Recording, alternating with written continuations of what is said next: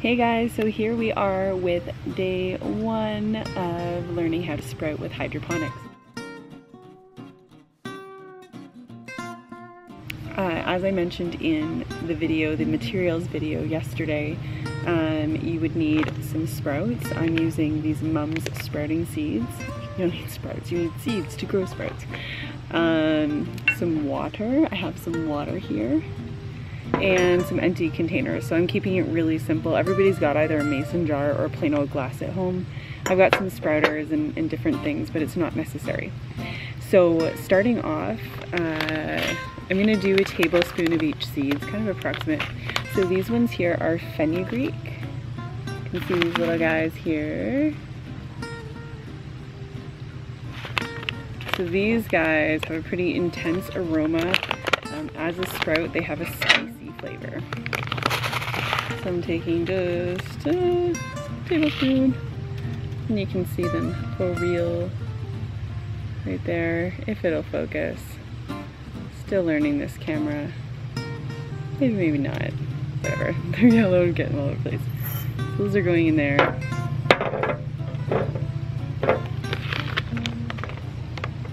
And the other seeds I'm going to use are the green kale seeds. Little tiny guys, they're like the size of poppy seeds. So I'm using two different sizes for a reason. Now, I could have used something a little bigger than the fenugreek, but I like the fenugreek sprouts, so it's good for me. Okay. Next step, super hard.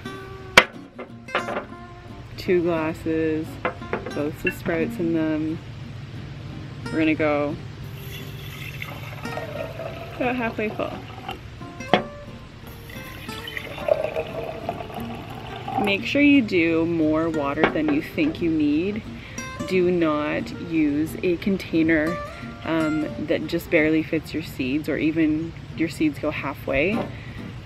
You do want to make sure you have a lot of space, and you will see that in the next couple of videos why. So I'm giving these just a little swirl to make sure that there's no air bubbles attached to the seeds, because then they don't get full water coverage, and it just helps them mix in, rinse off. So this is the point when you would put, so we've got those guys are just hanging out in there. So this is the point, if you were getting sprouting seeds from bulk, that you would want to put a couple drops of food grade hydrogen peroxide right in the jar. It would mix in with the water and help to kill off, the oxygen would help to kill off any possible mold that might be, because bulk containers contain or just get a lot of exposure to the elements. Okay, so here we are. So we've got these. I'm just going to get them to settle. Sometimes they stick to the top, so try to get them in so they're all going to get watery. Okay, so that's our fenugreek right now. This is our pre-sprouting size. If I can get a focus on that, maybe. There we go. So anyway, that's how much space they take up right now. These are our kale seeds. They're tiny, they're just kind of floating around doing their thing. Okay, so something small that's going to be like the size of, say, a sesame seed or poppy seed, that size, 2, 3, maybe 4 hours in the water. Just gonna let it sit. These ones right here, I would say 4, 5, 6 hours. These ones with this size you could even do overnight. Usually if you're buying a packaged sprouting seed, it will say how long to do it, how long to leave it in water. So right now, just leave them to soak. This would be the time in nature where something would start to grow is in the spring or in a really watery season, so when all the snow starts to melt. At this point, we are breaking down the enzyme inhibitors.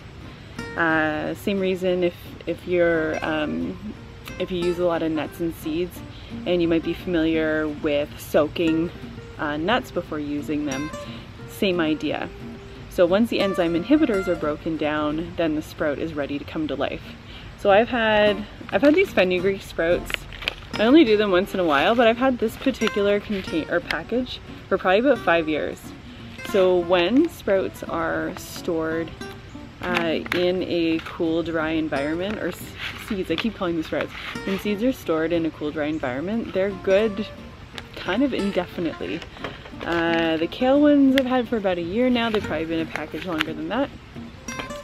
So anyway, that's that part, and we'll come back to it when these guys have done soaking. See you in a bit. Oh, one more.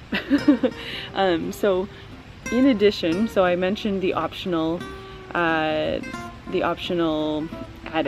So there was the hydrogen peroxide if you're using a seed from bulk, or a seed that maybe you've had for a long time, you're not sure if it's going to sprout, and maybe it's had a lot of, you know, exposure. With these kale seeds, I have a bottle of magnesium oil. So this is like a liquid mineral. It's basically concentrated ocean water. It wants to focus on me, not the bottle. Look at the bottle. There we go. So this comes in a very different bottle now. This is an old one. But I like to put a couple drops of this stuff in.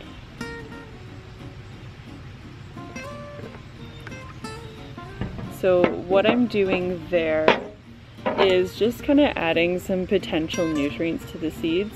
This is the only time they're going to spend an extended amount of time in water. And they're also they're really dry, so they're really ready to soak up nutrients. So it's a good time to add in stuff that it's going to pull in and use later on. And then if you're going to be eating the sprouts, then it's going to make it into your body, and you're making your sprouts even more nutritious than they already would be. Okay, so that's it for getting the seeds started. I will see you in a couple hours.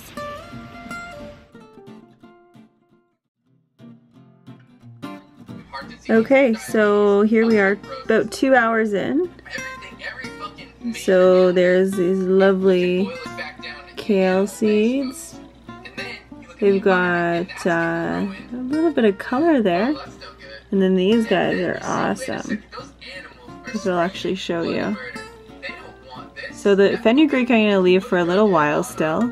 But the kale is ready to be drained.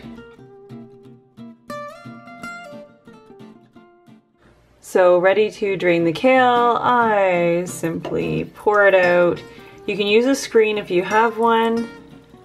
I find it's easy enough to eyeball it. Sometimes there's a couple casualties, but for the most part it's pretty good. The ones that are floating on the surface are ones you generally don't want to keep anyway, because they've not absorbed much water. Yeah, it's a little trickier. So I am going to use my filter that I have, if I can find it. There it is. Okay, so I have this guy here. It's actually a top for a sprouter that I have already. And I'm gonna recycle this water. So I'm gonna pour these guys into here and hope they don't fall through. Okay, so some of them are still in the jar there. For the bigger seeds, you can use your hand to block the water as it comes out.